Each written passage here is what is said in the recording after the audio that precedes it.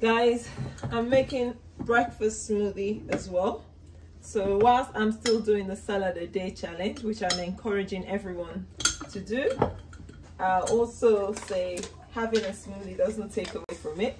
I've just added flaxseed, I've got pineapple and baobab in there, a little bit of seaweed. This is like the general base for my smoothies, okay?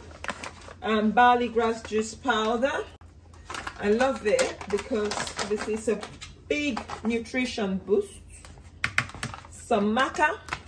This is a mixture of black and yellow. I'm just using the container that says black maca. I am not marketing any brands. I just buy what's got good reviews on Amazon. That's my maca.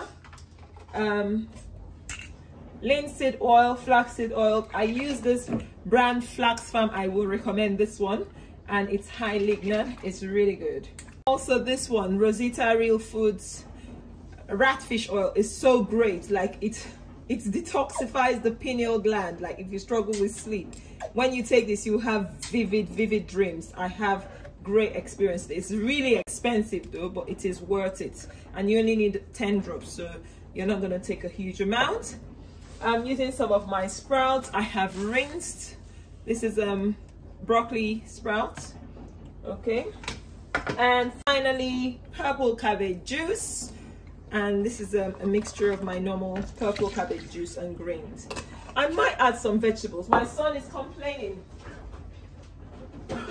because we're running out to school and I'm making a video. I would normally do this without a video, but I'm just trying to encourage people out there. Life is always busy and you can make time for health.